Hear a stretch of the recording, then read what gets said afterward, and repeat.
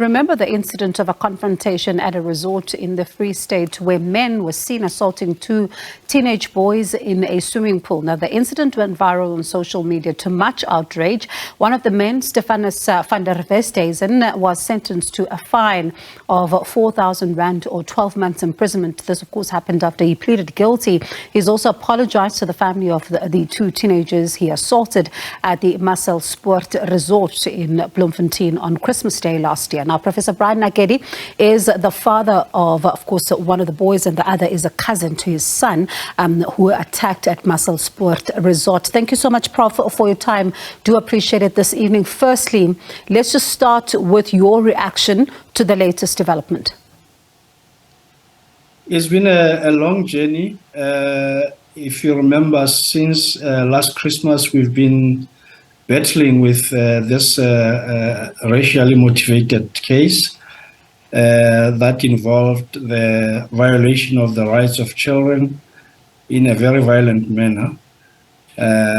So when Mr. van der Westhuizen reached out to regret his racist actions, there was a long engagement which mainly involved mutual education about how we must be socially cohesive, build a society that is non-racial in the long term.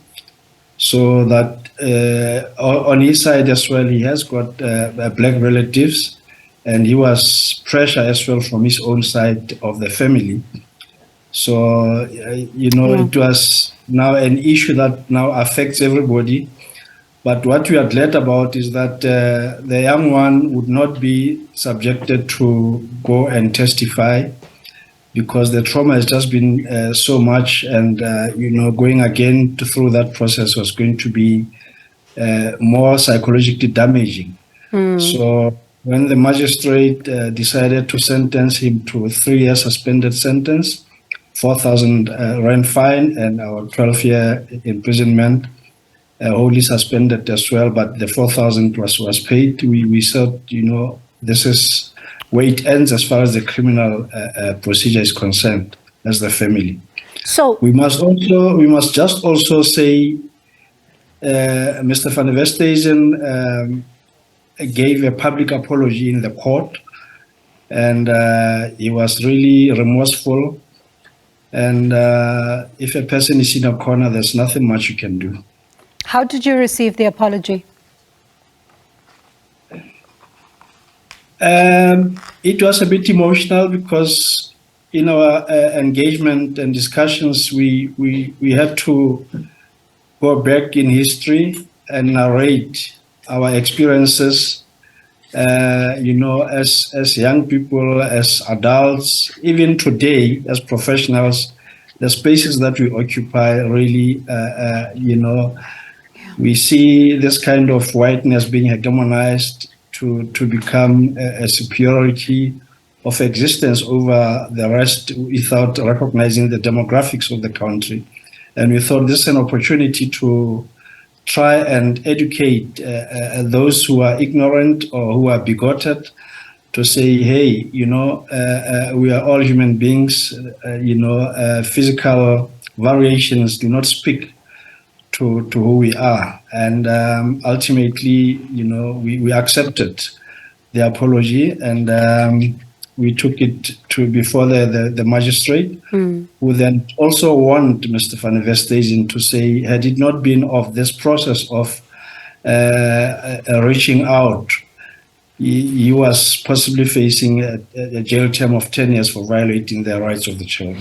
And how has this, impacted? I know you alluded to it a little earlier on when you spoke about the trauma for your son and his cousin. The apology, I know you say that as a family you've received it, but have the boys received it as well and understand that this was an apology and what happened?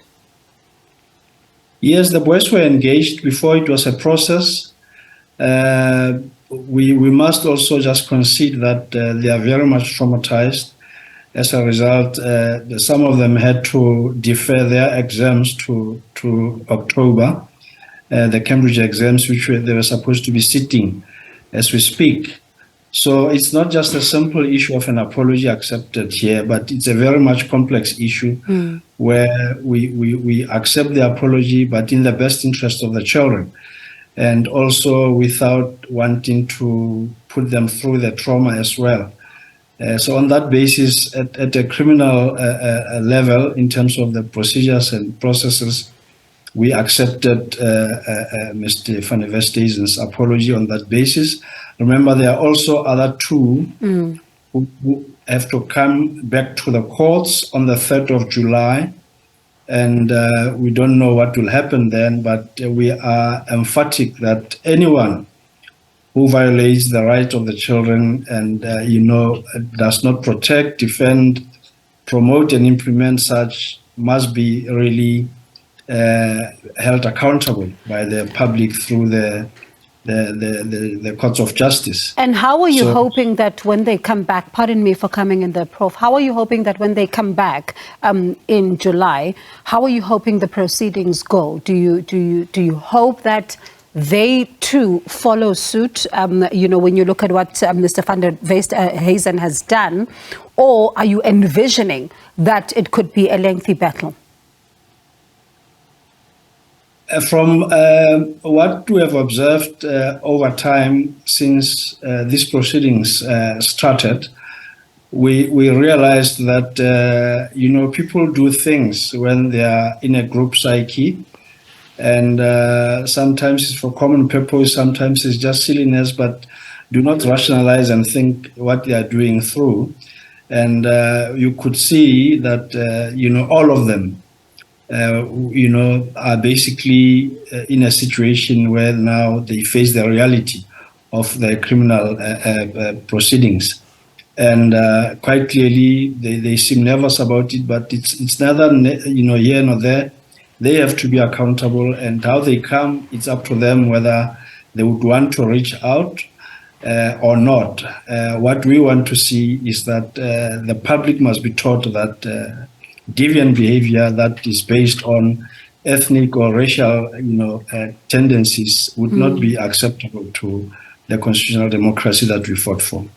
Prof, thank you so much for your time this evening. I know how difficult it is to revisit this particular incident, but we do appreciate it this evening. And thank you so much for that, and strength to the teenage boys who had to go through this. That was Professor Brian Nakedi, the father of one of the boys that were attacked at Muscle Sport Resort. And remember, the other son is a cousin to his son. And he talks about the trauma that these boys are now going through following this particular incident.